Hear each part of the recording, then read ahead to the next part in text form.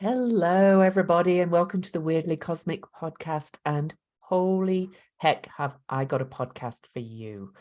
We have a blood red total lunar full moon eclipse on November the 8th on election day in the USA.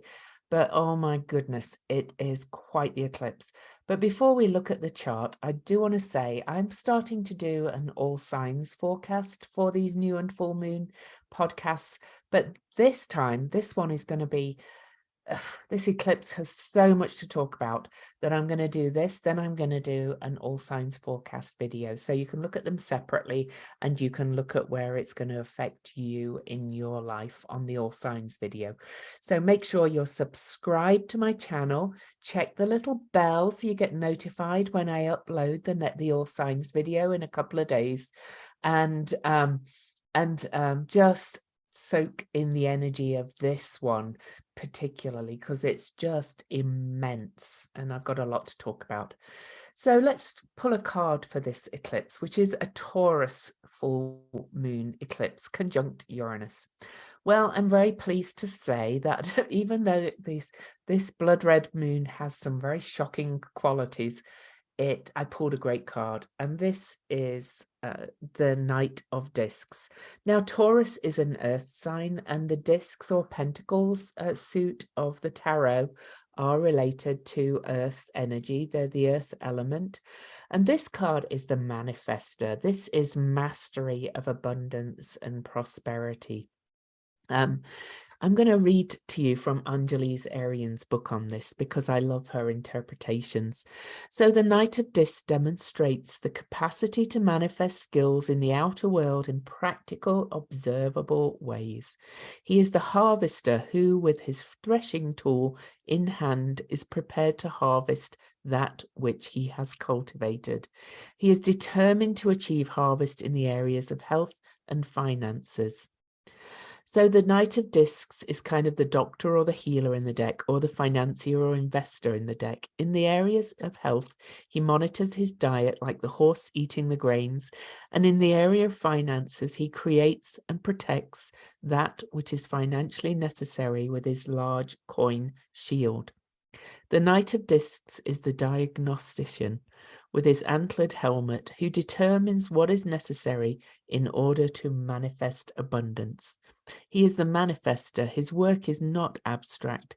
This is harvest that is the result of one's creative and diagnostic abilities combined.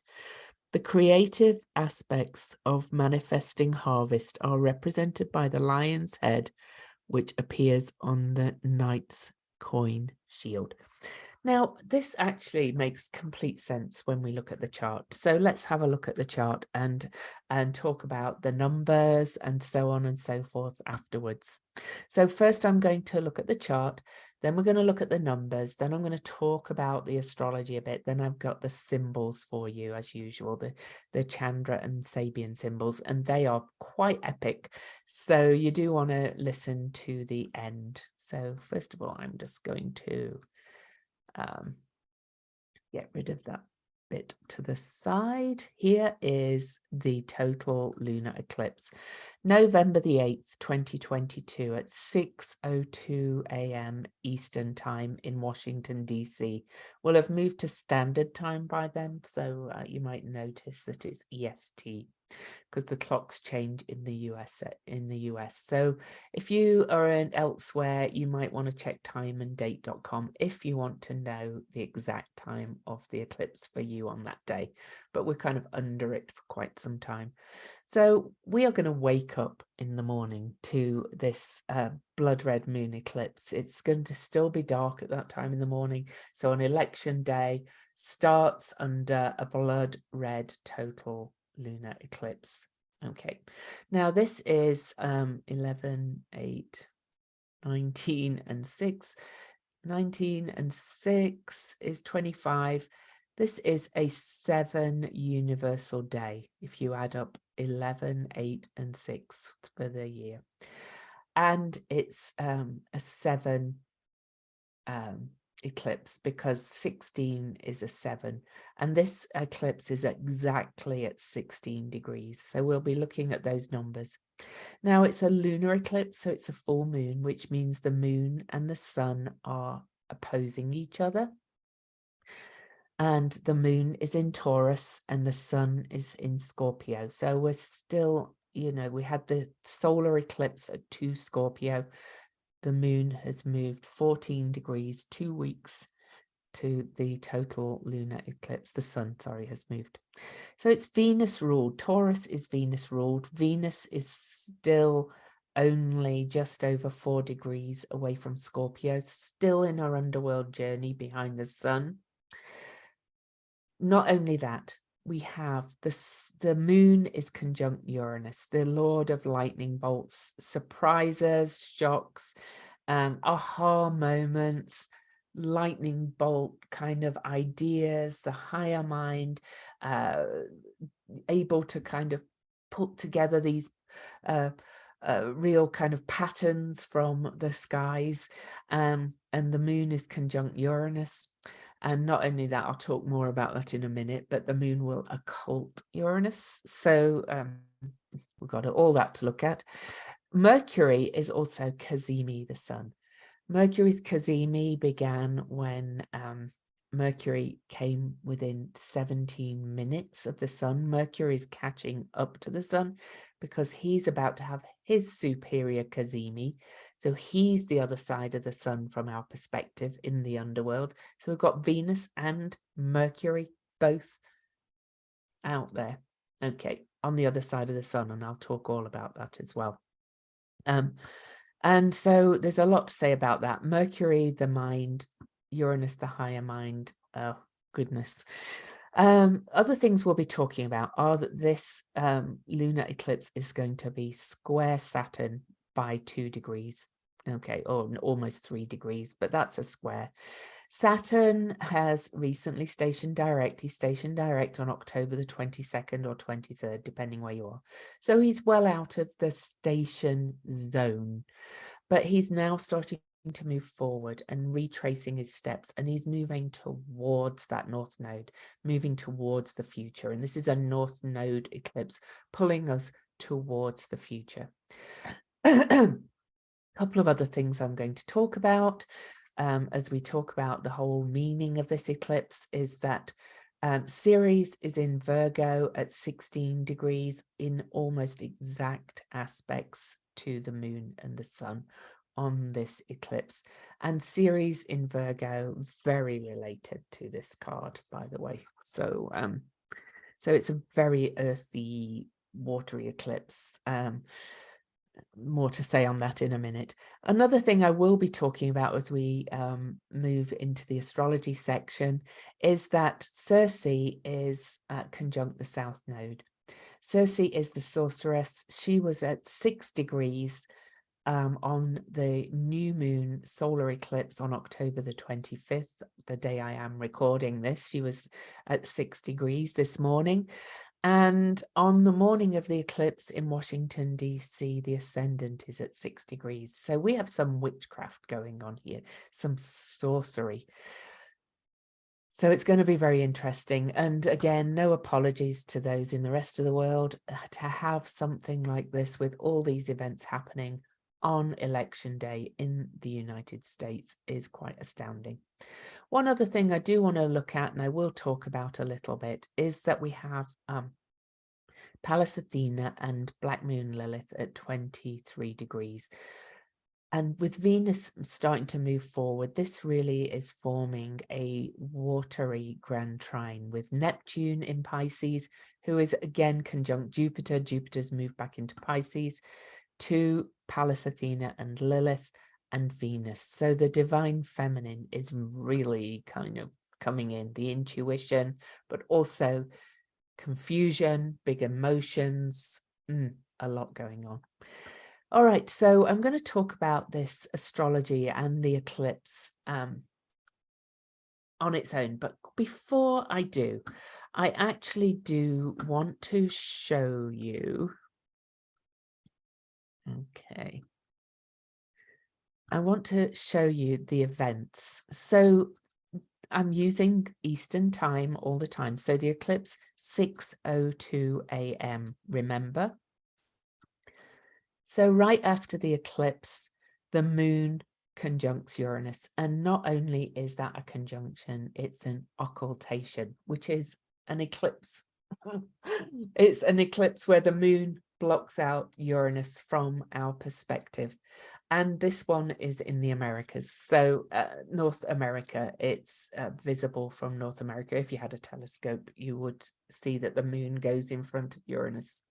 Not only that, Uranus is at its perihelion, which means it's closest to the sun on this eclipse. So Uranus is quite powerful in this.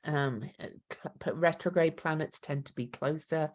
So Uranus is quite powerful on this occultation, on this eclipse, which is, so here the occultation is at 7:47. So remember, we had 6:02 a.m., the blood red moon eclipse exact, 7:47 a.m. occultation while the eclipse is still happening.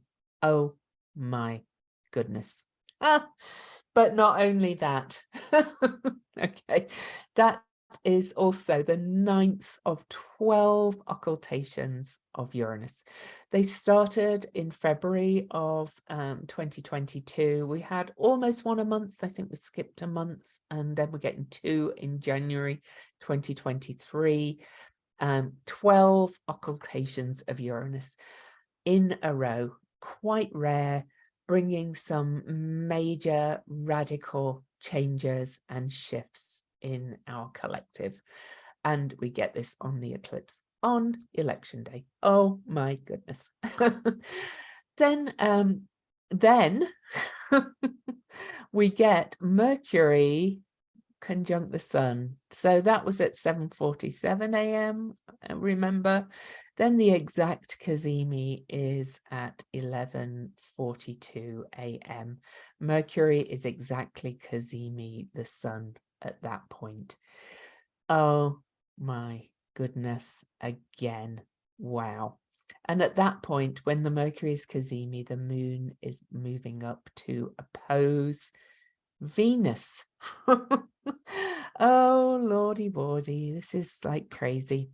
Then Mercury is going to oppose Uranus. Remember, in a way, Mercury and Uranus have both been literally eclipsed just while under the lunar eclipse energy in this you cannot make stuff up thing. So we're up to 11:42 a.m. By 9:40 p.m., when all the results of the election will be coming in, excuse me, Mercury has moved past the sun and is going to oppose Uranus. I think the results are going to be quite shocking, to be quite honest. All right. Then we get to Cersei conjunct the South Node on November the 8th as well. So we've got to 9:40 p.m. early in the morning. Cersei, she's the alchemist, she's the witch, but she punished Odysseus's men. She turned them into pigs because of their greed and lust when they landed on her island. They kind of used all her stuff. She lived alone on this island. If you want to know more about Cersei, read Madeline Miller's great book, just called Cersei, C-I-R-C-E. And maybe I'll put a link to Cersei in the show notes, because it's a great novel, novelized, fictionalized version of the Cersei story with Odysseus and Mercury and all these people. But anyway, by early morning, as we leave the eclipse, Cersei is exactly conjunct the South Node in the sign of Scorpio, the sign really of death and transformation, the prima materia. This is on the South Node. This is what we're leaving behind. This is leaving behind those who are trying to grasp onto power and moving towards Taurus, a much more sustainable way of life. All right, so I'll talk more about the astrology in a minute, but I said I wanted to look at the numbers. So it's a 16-7. 16-7 is a powerful number. We're really kind of being asked to buckle up on this. And 16 is called a karmic, one of the karmic numbers. 16 is strong-willed. It's about research, study. It's about keeping your feet on the path of higher learning.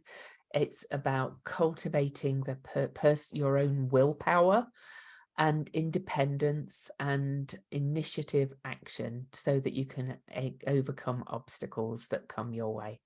Now, 16, of course, becomes a 7. 1 + 6 is a 7. And 7 has energies of obligation and responsibility. But the obligation and responsibility is to listen to your inner voice, which will always warn of the dangers that come, and the warnings come through kind of dreams and intuition, strong intuition. And when the 7 is transmuted to its highest vibration, it expresses itself as the love of humanity and the desire to uplift others in the cause of harmony. Now, to my mind, this is the square to Saturn. Saturn is in Aquarius. Aquarius is the sign of the humanitarian. It's the sign of groups, and it's the sign of the future and hopes and wishes. And it's really the sign of the people. And Saturn rules Aquarius. It's the traditional ruler of Aquarius. And Saturn is square this full moon, and Saturn is backbone. Saturn is the skeleton, the structure. He's like, pull yourself together, get strong-willed, get determined. And Saturn, remember, is moving now forward, direct motion towards the North Node, or rather they're moving towards each other. It's been a while because Saturn was retrograde since June the 4th this year and only recently turned direct. But now he's moving towards that North Node over time. It's going to be a while till he gets there, but we are moving towards the future. And with the Saturn-Uranus square really still being active on this eclipse, it's saying we are going to move towards liberation. I have great hope, actually, for this eclipse. I'm going to stick my neck out a little bit and say that the Democrats are actually going to win big, because people have realized that they kind of like the rules. You know, there might be holes here and nothing is perfect, but it's been a pretty good place to live overall. And people don't like what's going on over there, and we want to kind of uphold things like the Constitution. So for the US, I think it's kind of pretty good omen. Traditionally, on midterm elections, which is what these are, the opposition party has always taken back control over the last whatever years. I haven't looked at the history of it, but it's always kind of assumed at the midterms that the opposition, the party who's not holding the most seats in the Senate, in Congress, and the Senate, will win and regain some seats. I kind of think we're going to get a big twist of events, and there's several reasons why. But anyway, the number 16 says that we have to be determined. So it's like, get out the vote, go vote. We can be the change we want to see in the world. Vote to uphold tradition, which is Saturn in Aquarius, and to keep the best of it and move towards the future, the radically different future, which is Uranus conjunct the moon on the North Node in Taurus, which is a future of sustainability and solidity and abundance, but being grateful for what you have. It's not really about, Taurus is not really about abundance in terms of, oh, I want more. It's what What do I really need to sustain my life? What am I grateful for that I already have? And this is what this North Node is pulling us towards. You know, our society, I speak mainly to the Western society in my, I don't know if anybody in third world countries watches my videos, but if they do, then, you know, I'm sure they can get some message from this. It's about building a sustainable future, being grateful for what you have, kind of enjoying the quality of life of abundance that you have, and not necessarily saying I want gazillion dollars and several massive McMansions and so on. So you get the idea.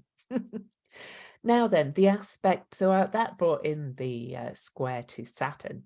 Now, the trine from Ceres in Virgo to that North Node, that's a beautiful Earth trine.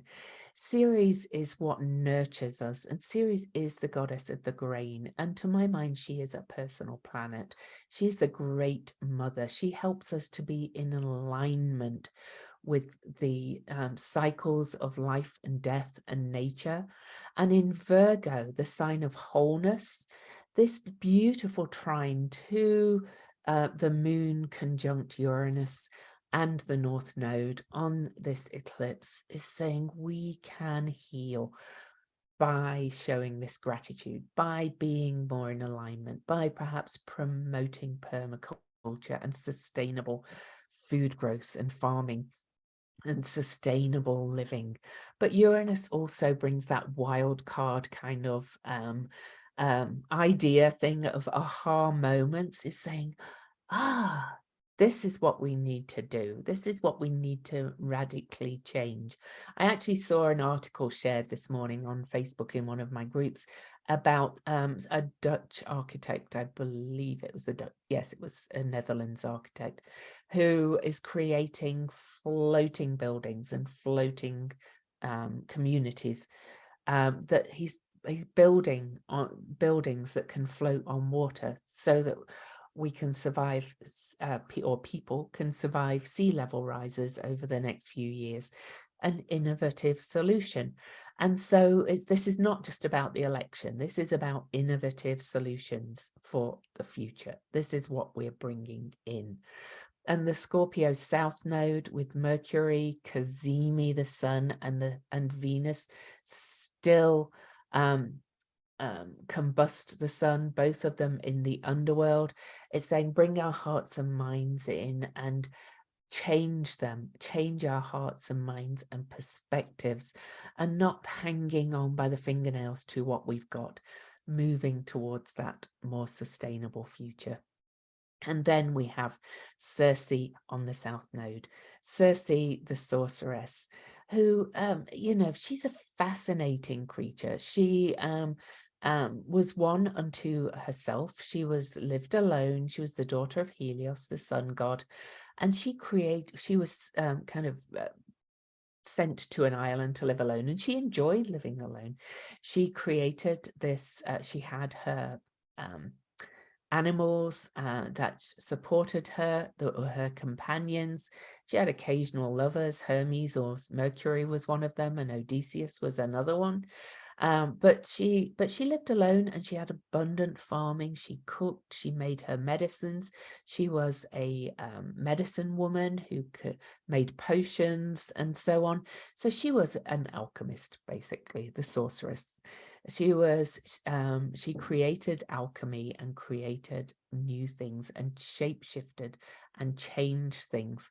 But her history was, you know, one of kind of jealousy, where she had turned Scylla into a monster who then attacked Odysseus and his men. You'll have to read the Odyssey if you want to know all about that, or the book by Madeline Miller. Please read that book too. It's so good. Anyway, but that was more the to my mind, she felt bad about that, okay, afterwards. And at that point, she only turned Odysseus's men into pigs to show them how they were being lustful and greedy. She actually turned them back into men again later at Odysseus's request. This was not a permanent thing. My theory is that actually she was using psychedelics, because a lot of the old goddess religions used psychedelics to have direct experience of the divine. Ceres is another one. She used at Eleusia. She went to Eleusia after her daughter was taken into the underworld by Hades or Pluto. She also used she became a priestess in Eleusia and used psychedelics for direct experience of the divine. And we see a rise in psychedelics now, but I digress. My point is, she is on the south node at 13 degrees, the number of the goddess. I kind of think this, the goddess religions, if you want to call them for want of a better word, the communities where we do shamanic journeying to the divine, where we use psychedelics to get in touch with the divine, microdosing to help deal with trauma and mental health issues is becoming a big thing.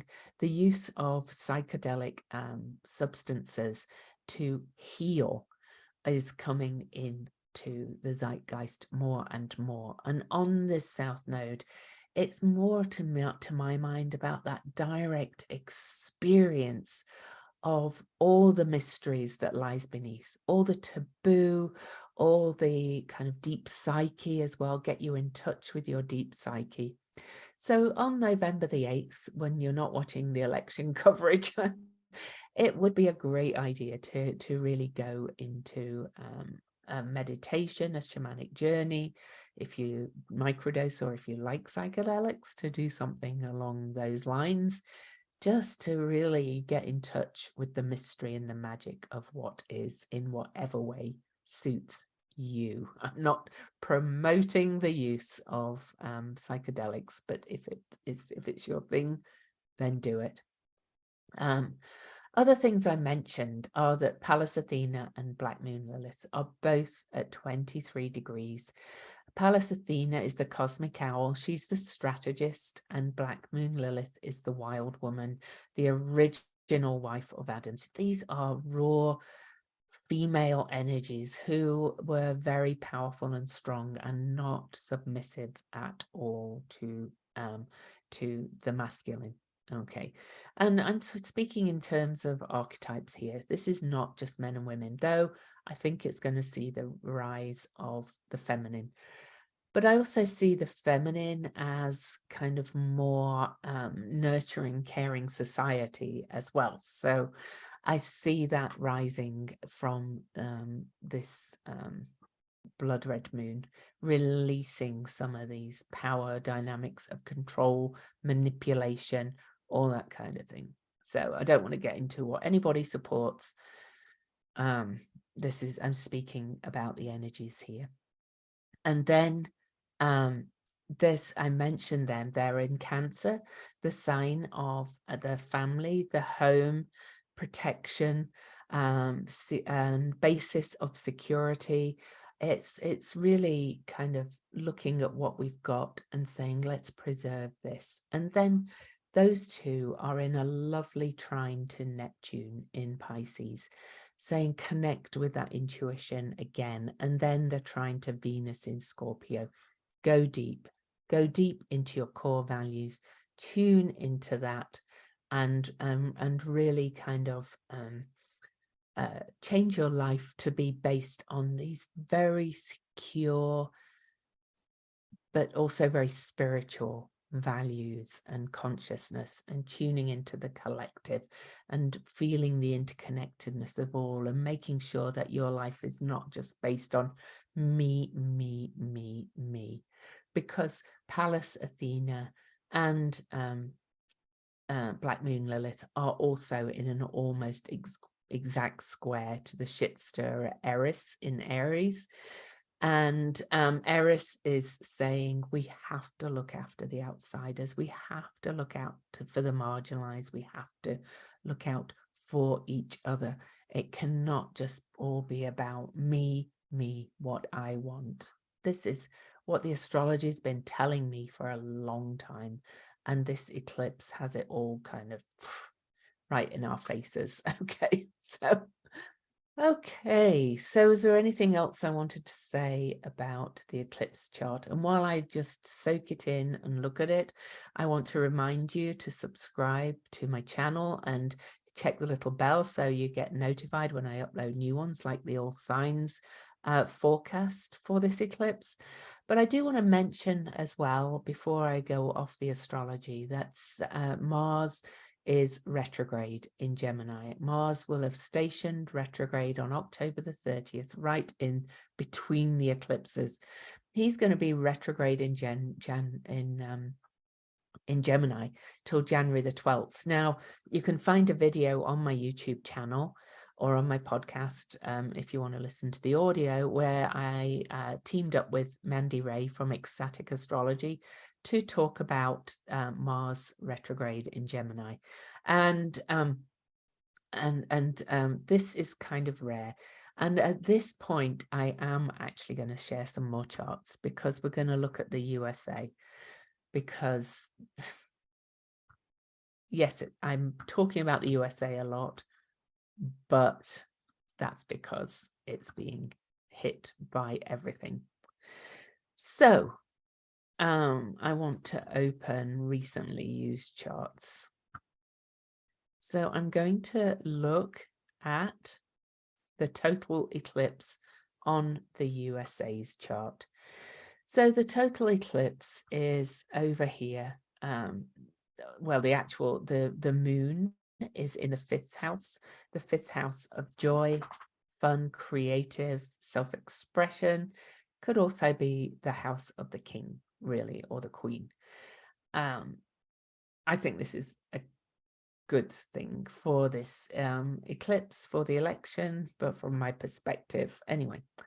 So I'm not going to talk about the eclipse itself. The South Node is kind of releasing a lot of the authoritarianism that we've seen, in my opinion. Saturn is in the 2nd house of self-esteem, self-worth. This is if we use the Sibley chart. A lot of astrologers do not agree with that. But what I do want to say, most importantly, is that Pallas Athena Lilith conjunction is right on the USA's Mercury in the 8th house. If we look at which is our most deeply bonded relationships and our shared resources, and if we use this chart, and that means that Lilith is over here on Hecate in the 4th house, the house of the literal home. I kind of think it's not only is this eclipse a big shakeup because it's conjunct Uranus, and because Uranus gets occulted, and because we have a Mercury cazimi, bringing a big shift of perspective, a big shift. The news is going to be quite, I think it's going to be a big change because of this as well, and changing us to move more towards helping each other and the marginalized, and a bit of a changing our direction. Eris is on the Hecate. It's been on there for a long time, but it's activated on this eclipse by Pallas Athena, the strategist, creative intelligence, showing us the way forward, and the rise of the divine feminine with Black Moon Lilith there. Now Mars is going to be retrograde, as I mentioned, and after the eclipse, Mars is going to retrograde back for the 2nd pass over the USA's Mars. The USA is not only having a Pluto return, it's having a Mars return 3 times over the end of this year and into early next year, when Mars goes direct.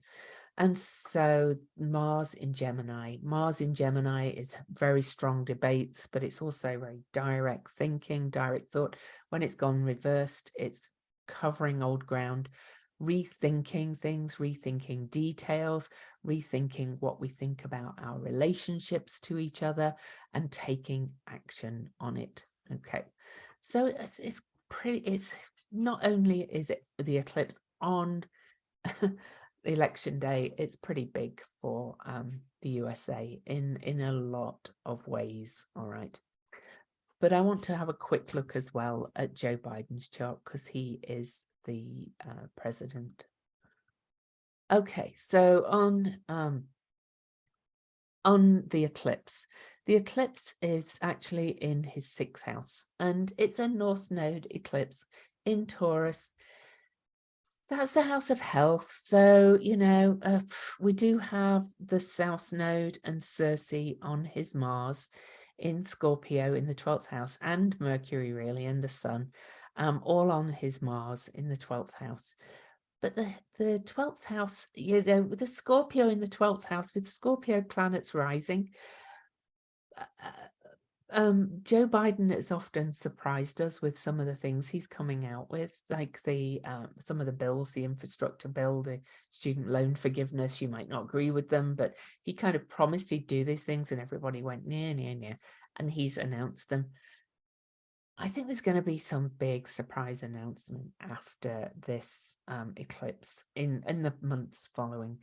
Not necessarily to do with his health, but about sustainable service in the 6th house, how he feels about it. Ceres, the Great Mother, is right on the top of his chart as well, his public presence. Caring, nurturing, making whole, saving the soul of the country, whatever his, sorry, knocked my microphone there, his words. All these things. Also, Pallas Athena and Black Moon Lilith are on his Jupiter. I think he's got some plans that he's going to surprise us with after the election. I don't know what, you know, maybe he'll come out, you know, maybe Democrats will win big, and but whatever. I'm not going to really guess at exactly what, but I do think Joe Biden himself is going to surprise us. And I could be wrong, but I actually do not think it's his health, unless I'm completely wrong and Mars takes some very cutting, and Uranus kind of like takes him out kind of thing. I don't like to predict things like that, so I'm not going to. Anyway, I just thought you'd be interested to see, because this overall, this eclipse, now with Uranus involved, we have to say expect the unexpected. You know, this is out of the box. This is going to totally twist things, especially with an occultation, just less than 2 hours after the eclipse, and then a Mercury cazimi. The information is going to like blow our minds, I think, on this day. And I think it's a global thing. It's not just about the election. It just happens to be on the USA election. So use the Saturn and the 7 to really get your backbone in and go, okay, you know, I can withstand. Taurus is like the tree as well. We're being pulled towards that Taurus node. Really look at what I've got, be grateful for what I've got, and know that no matter what the shocks and the outcomes, I'm going to be okay. I'm going to be rock solid. I would suggest, however, with this being a North Node eclipse in Taurus on Uranus, there could be some stock market moves, financial moves up and down, could be very erratic around this eclipse.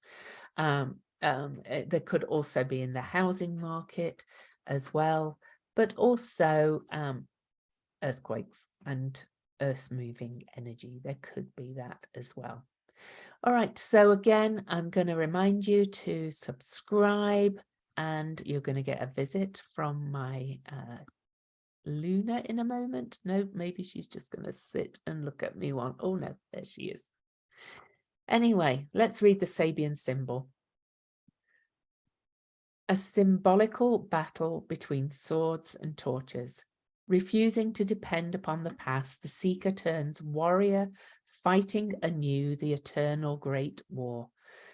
When Gautama Having sought in vain for the answers to his questions among the teachers of tradition, sat under the Bodhi tree, he had to fight his own battle in his own way, even though it is an eternal fight.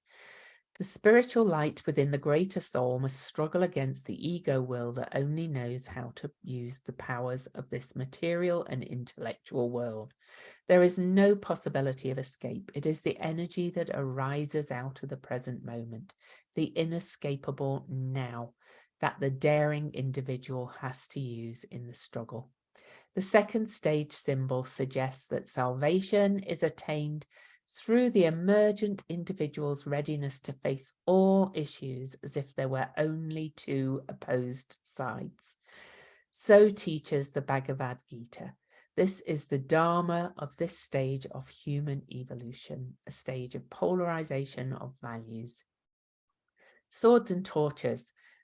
They're the two suits in the, well, if we substitute wands for torches, this is swords and wands in the tarot. This is the mental energy, the mind, what we think, what we perceive, and the fire of the heart of passion and belief and faith. And we have to integrate these on this eclipse. These are gonna, the big old light is going to be shone on this inner battle that we're having. And I think this astrology reflected that as well.